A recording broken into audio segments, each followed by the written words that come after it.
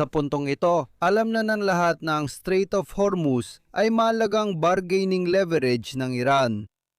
Pero ang lakas ng Hormuz ay hindi lang dahil kayang pigilan ng Iran ang pandigdigang kalakalan ng langis. Ang mahalaga ay paano ito magagawa ng Iran.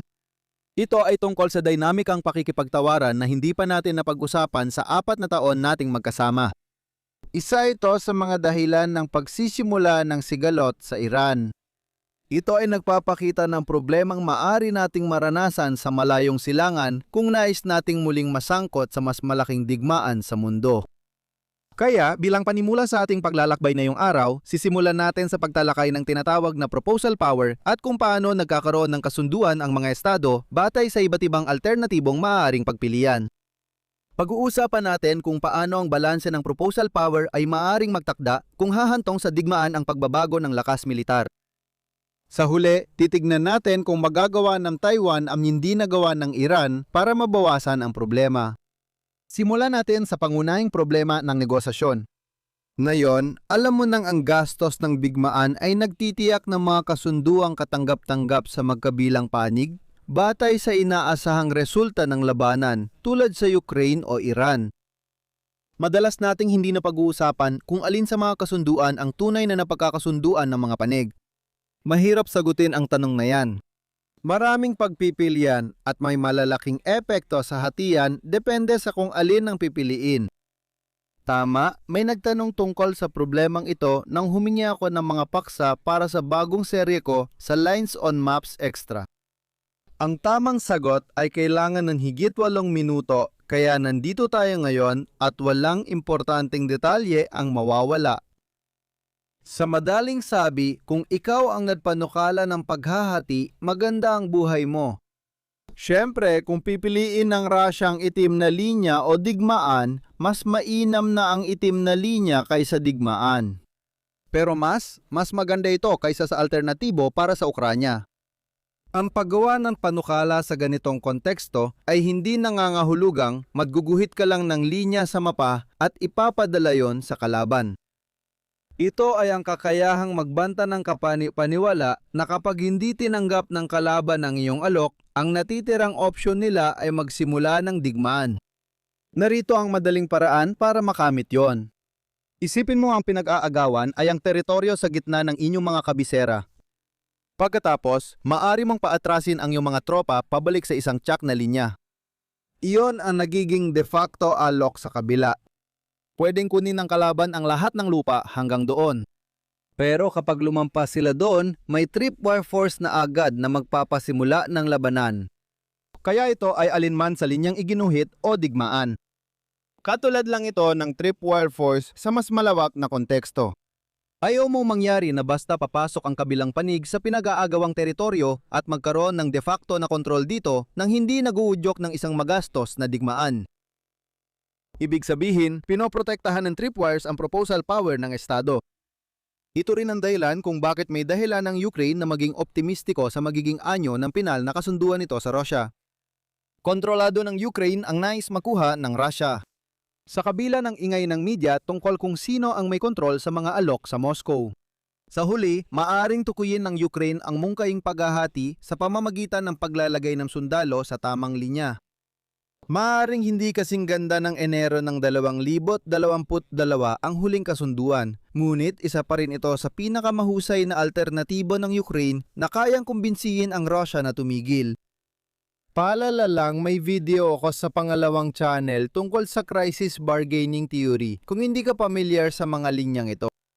Galing ito sa aking kursong IRL, Introduction to International Relations.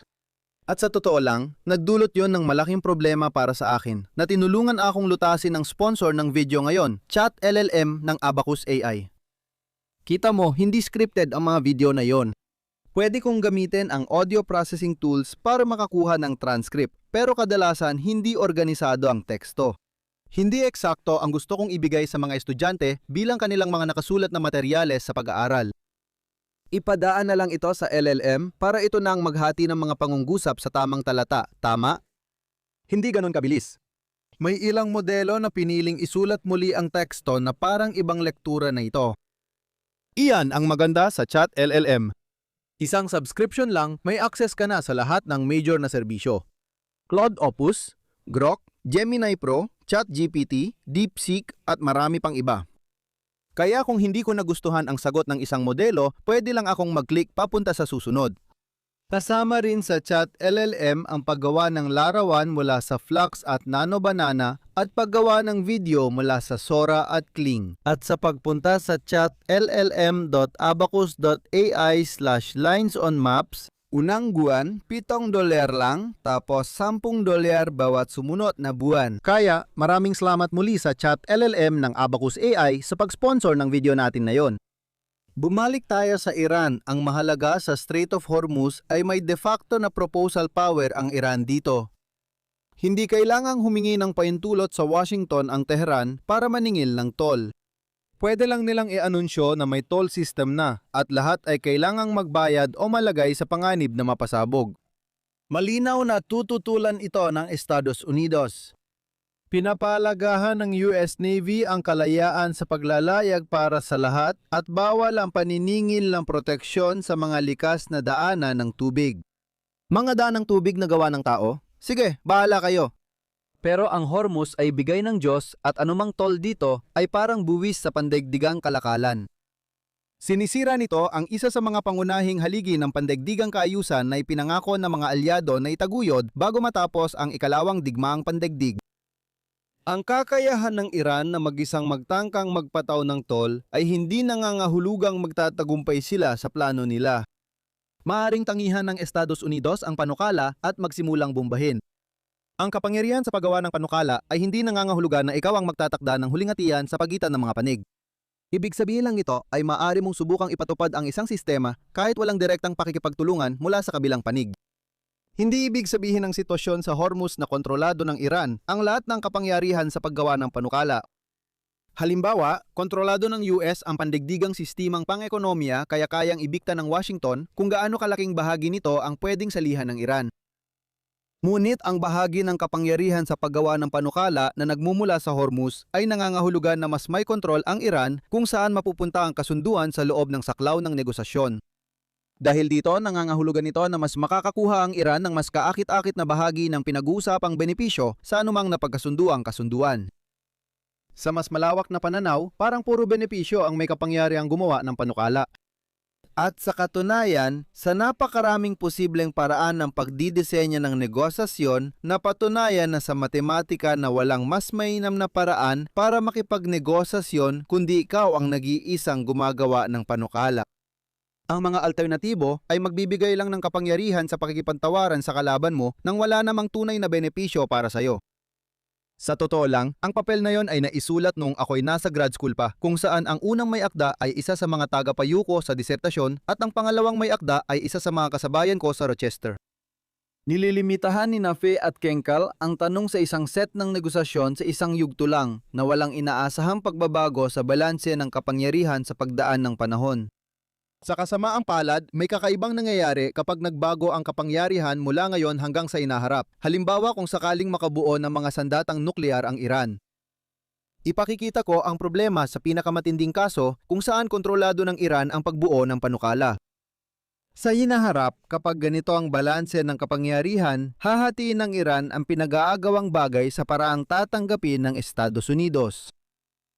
Sa kasalukuyan, maaaring masiguro ng Estados Unidos hanggang dito, bawas ang gastos nito sa paglaban para mapigilan ang pagbabago ng balanse ng kapangyarihan. Mas mahirap makamit ang kapayapaan sa ganitong sitwasyon kaysa kung halimbawa, kontrolado ng Estados Unidos ang kapangyarihan sa paggawa ng panukala at kayang pilitin na dito mapunta ang kasunduan.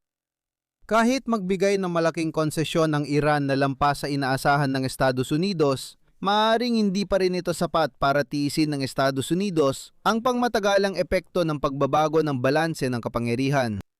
Kapag naayos mo na ang lahat ng komplikasyon, ang lohika nito ay diretso lang talaga dito.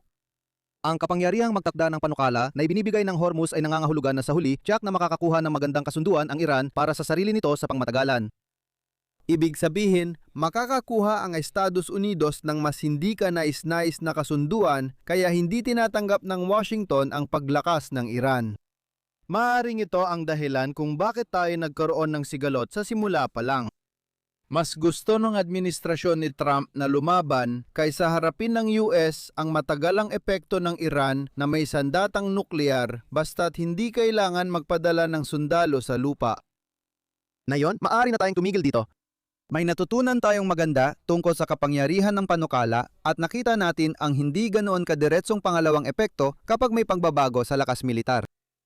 Pero nabubuhay pa rin tayo sa isang mundong may digmaan at may iba pang mga sapilitang negosasyon na nangyayari. Kaya dalhin pa natin ang lohika na ito ng isang hakbang pa at pumunta pa tayo sa silangan para talakayin kung bakit ang parehong prinsipyong ito ay tila nagdudulot ng malaking problema sa Taiwan. Pero maaring may kaunting pag-asa pa ron. Mas direkta ang kapangyarihang maglatag ng panukala sa magkabilang panig ng Taiwan Strait.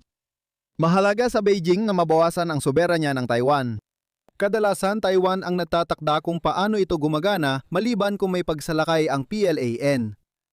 Kung nais ng Taipei magdeklara bilang kabisera ng isang malaya at soberanong estado, maaari nila itong gawin. Kung nais nitong pumuesto saan man sa saklaw ng One China policy, maaari rin itong gawin. Samantala, maliit ang kakayahan ng Beijing na idiktang pagpili ng hindi gumagamit ng digmaan. Pwedeng gamitin ni Xi ang impluensya niya para pilitin ang Taiwan magsuot ng unipormeng parang Chino sa pandigdigang paligsahan. O maaari niyang biktahan ang eksaktong salitang Chino na gagamitin nila para isalin ang Chinese sa Chinese Taipei at nangyari na talaga yon. O pwede rin niyang hadlangan ang Pangulo ng Taiwan na dumaan sa mga third party o second party na bansa. Kung dapat ba silang tawaging second party o third party na bansa ay kabilang din sa kategoryang ito. Sa huli, ito ay isang palabas lang sa politika. Ang Taipei ang nakakapaglatag ng panukalang talagang mahalaga. Pangunahing problema sa relasyon ng magkabilang pampang ngayon ang inaasahang pagbabago sa balanse ng kapangyarihan. Ang mainland ay may demograpikong krisis. Maraming tao ang kailangan para sakupin ang isla at alam mo na ang susunod. Napupunta na naman tayo sa parehong problema at baka mas malala pa ngayon dahil mas pabor sa Taiwan ang bargaining power. Dito pumapasok ang takot na baka magkatotoo ang ikatlong digmaang pandigdig. Gayunpaman, malaki ang pagkakaiba ng estruktura ng pamahalaan ng Iran at Taiwan. Mas mahusay ang demokratikong sistema, lalo na ang presidential system sa pagpapanatili ng status quo dahil maraming veto point sa pagpasa ng batas. Isipin mo kung gaano karaming tao sa Estados Unidos ang naiinis dahil hirap ipasa ang mga panukala sa Kamara at Senado tapos kailangan pa ng pirma ng presidente. Ibang Taiwan dahil unicameral lang ang legislatura nito. Sosyal lang na parang ng political science na sabihing may kamara sila pero walang Senado. O baka Senado lang ito, walang kamara. May dalawang hadlang pa rin ang Taiwan kahit ibalik ang presidente. Kasama rin dito ang pag-amyenda sa konstitusyon na nangangailangan ng mas maraming proseso bago mabago. Kaya kung nag-aalala ang Taiwan na baka salakain sila ng mainland dahil sa mga plano ng isla sa hinaharap, pwedeng magsimulang magpasa ng mga batas ang gobyerno para limitahan ang sarili nitong kakayahan na baguhin ang status quo sa hinaharap. May limitasyon ang mga pangakong kapani-paniwala ng Taiwan. Kung magkasundo ang legislatura at ehekutibo na panahon na para sa malayang Taiwan 10 taon mula ngayon, kaunti lang ang magagawa ng kasalukuyang gobyerno para hadlangan ito. Maaring umakto ang isang pasaway na pangulo bilang soberanong leader sa labas ng legal na balangkas, inilalarawan ng Taiwan bilang malayang estado sa mga talumpati. Maaring iba ito sa batas ng bansa, pero pareho ring pinahahalagahan ng Beijing ang itsura o impresyon nito at ang legal na sitwasyon. Mapipigilan ba niyan ang pananakop mula mainland? Hindi malinaw.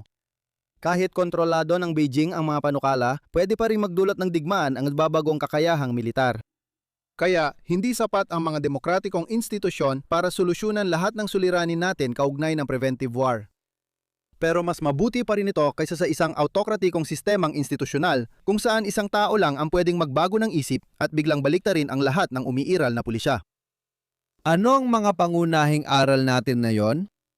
Ang mga gastos ng digmaan ay nangangahulugan na mas mainam ang iba't ibang uri ng kasunduan kaysa sa pakikipaglaban na may mahalagang epekto sa hatian para sa mga partido. Ang kapangyarihan sa paggawa ng panukala ang nagtatakda kung sino ang maari makinabang sa mga pagkakaibang iyon. Ang Iran na may kontrol sa mga panukala tungkol sa patakaran sa Strait of Hormuz ay nadudulot ng mga komplikasyon sa pagharap sa pabago-bagong kapangyarihan sa paglipas ng panahon. Maaaring makatulong ang demokratikong institusyon ng Taiwan na mabawasan ang katulad na problema sa Taiwan Strait. Tulad ng nabanggit ko, ang paksa natin ngayon ay mula sa tanong para sa bago kong serye sa Lines on Maps Extra kung saan sinasagot ko ang pangunahing tanong ng mga manonood tungkol sa mundo sa loob ng 8 minuto o mas maikli pa. Panurin ang playlist dito. Kung nagustuhan niyo ang video, paki-like, share, subscribe at magkita tayo sa susunod. Mag-ingat ka!